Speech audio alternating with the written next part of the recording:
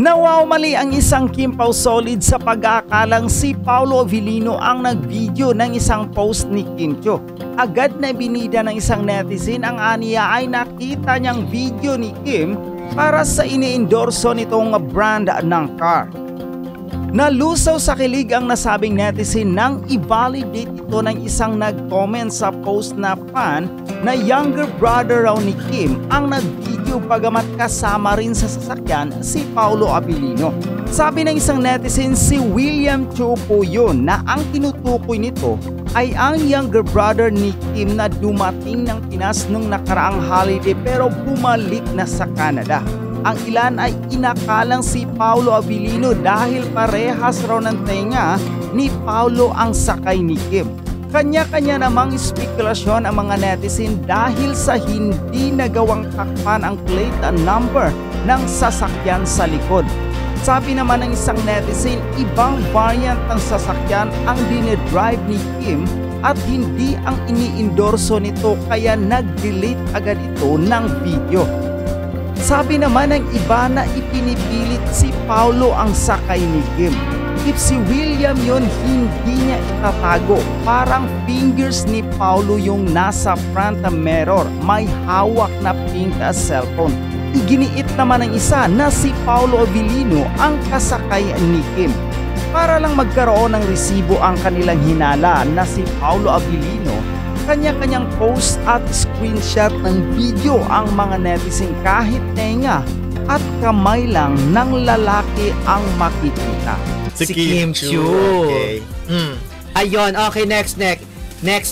Isaksak mo sa bagam mo. Hindi, yung Kim Pao. Ay, Kim Pao, hindi magpapanggap na magjowa para sa box office. Nagpaulan na ng jogging ayuda. Napag-usapan ng jogging ayuda. Pero yun kasi sinasabi nila, laging nang pinipilit na hindi naman magjowa for promo na naman ang ini-insist. Ay, ako hindi ako naniniwala na magpapanggap yung dalawa para lang kumita yung pelikula nila. Bakit yung ba pinipilit kasi? Hindi mo sila madidiktahan na dapat ganito or ganyan. Hindi kasi, ang problema kasi ganito. Palagi nyo kasi pinagdududahan kung ano ang meron sa kanila. At palagi naman kayo nagiluluko kung anong meron sa kanila. Bakit hindi na lang kayo makontento kung ano yung nakikita nyo sa dalawa? Correct. Kasi nakikita naman natin is genuine na samahan, genuine na love, genuine na love team. Ngayon, kung tayo ay mag-iilusyon pa ng mga ibang bagay ayon sa ating gustong makita sa dalawa, hindi naman maganda yun. Di ba, wag na natin silang hanapan pa ng mga kung ano-ano. Basta importante, nagpapakilig sila sa atin, nagbibigay sila ng inspirasyon, at tayo ay nagkakaroon, actually, kaya dahil sa Kim Pao, nagkakaroon tayo ng drive para paganahin ang ating mga utak. Like yan. Hindi totoo, di ba, yung ating creative mind? Totoo naman. Di ba, kita nyo, nagpapatrending kayo. Tapos may mga pinakita ni Dondon kahapon na merong gumagawa ng ang tawag ng digital poster. Yes, tapos merong mga nagpo-food truck video, tapos may mga nagtatarpaulin. Yung gumagana yung utak ninyo, hindi nakatutok lang kayo sa cellphone at palagi lang kayo nag-Facebook at kung ano-ano. Pero for sure hindi naman Kim Pao loyal. Ay, hindi yan yun. Iba lang hindi. Siguro pwede rin yung iba. Pwede rin mga Kim Pao to na talagang atat lang na umamin itong dalawang ito. Wag ganun. Wag nyo silang tignan sa ibang mga love team na talagang nakabalandra yung mga relasyon. Kita nyo naman, palagi nang gustong paghiwalayin yung mga tipong ganun, no? Ako naman kasi, feeling ko nalampasan nga nung dalawa yung expectations Yung what you see is what you get. Kung yun ang sasabihin nyo alamang sabihin nila, tinanong sila, kayo bang dalawa? Tapos sagutin na ng what you see is what you get. More pa yung what you see is what you get, yung nakukuha nyo sa nakikita nyo. Kasi may mga magjowa nga dyan na hindi naman ganyan sobrang ka-sweet, no? Eto talaga, ang definition ng relationship na parang magjowa na, kahit wala pang admission or in public, hindi na amin. Pero talagang nasa titigan, nasa harutan, nasa kilig At saka iba talaga yung Kim Pao hindi sila wala silang pretension. Mararamdaman nyo naman yun mararamdaman nyo kung talagang pang box office lang or pang pelikula lang o pang fans lang itong mga ginagawa. Wala nang ganun Walang ganun sila. May ramdam na ramdam nyo, hindi lang sa galawan nila, kundi kung papaano nila ipakita sa inyo kung ano ang meron sila. Ngayon, kung gusto nyong maniwala na meron sila, sarili na lang ninyo. Kumbaga, kiligin kayo, maganda yon. Mm-mm. Pero kung yung mga iba naman na gusto pang ipilit, 'di ba? At hindi kami naniniwala sa mga ganyan. Anong gusto nyo? Ipakita naglalaplapan sila ng wala sa eksena. Ang pangit naman noon. Nagsusubuan sila mga tsaka. Ang dami naman mga naglalabas ang video. Yun ang hindi totoo, yung mga ganon. Ganito lang yan. Halimbawa, no, pag nakita nyo yung dalawa, pag nasa on-cam, ganun ka-chika, kalambing tawanan. Pero pag wala ng camera, biglang nag-iiwalay. May kausap na sa phone yung isa, ganun din yung isa. Pag ganun, medyo magduda kayo. Pero, nakita nyo naman, ang daming videos na lumalabas, na naglalakad yung dalawa, na parang silang dalawa lang, ang magkasama. Hindi sila aware na may mga videos sa likod na nagpicturean sila. Yung mga ganun eh. So, malinaw na yun. May mga category tsaka may mga labeling kasi ng mga love teams. Iba mga love teams for social media lang, yung kakain, pipidyo, di ba? Maglalakad, bibidyo, kakandong, bibidyo, pipicturean. Meron pa mga love teams na mas gusto nilang sarilinin kung ano ang meron sila. Like, pag nandoon sila sa restaurant, siguro pipicturean. Pero hindi nakaganon, tapos nakaganon, di ba? Yung parang halata mong gusto lang paniwalain na meron sila. Yung sa kanan ni Paul at saka ni Kim, napakadalang nilang makita social media na sila mismo nagbibideo. Sila mismo ang kumukuha, mismong mga fans. Maraming mga stolen moments. Mga stolen shots, unguarded moments. Yes, na nakukunan, na napopost, nakikita na rin naman. Actually, mas marami pang iba na hindi lang sikat kasi yung nagpo-post. Kasi pwede na pagkakitaan yan, sa totoo lang. Pwede pagkakitaan, pero hindi na ginagawa yun eh. Kasi nga, bakit pala pagkakitaan, di ba? Mayaman naman na sila, tsaka solid nga di ba? Talagang innate na talaga yung kanilang pagiging close, romantically. At saka sila Vice ganda, sila Jong, sila Bong. Hindi sila ganun mag-joke pag alam nilang wala naman. Hindi sila paasa.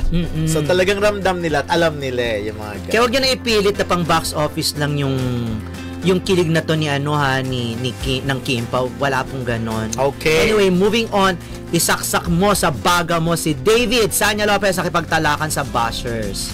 Ikaw ba, natutuwa ka ba pag ang artista nakikipagtalakan na rin sa bashers? Do you think it's about time na maging ganun na rin ang attitude? Pag medyo below the belt na talaga, pwede kang sumagot. I think kaya sumagot itong si Sanya kasi nga dahil involved din naman yung kapatid niya si Jack. Hindi ba parang napaka-off naman. Wala kasi ano tawag dito, nahusgahan kasi si Jack. Hindi ko pinagtatanggol si Jack nahusgahan na si Jack, binaril, sinaksak, pinatay, binaril, binugbog ng pero alam mo, nakapanood ko yung interview ng kay kanina? Si taga Viva Max. Talagang kinikwento niya yung mga ganong lumabas. Yung pinipilit na pumasok pa ni Jack sa kwarto para mangulit, gusto pang ginom-ginom, yung mga ganon din.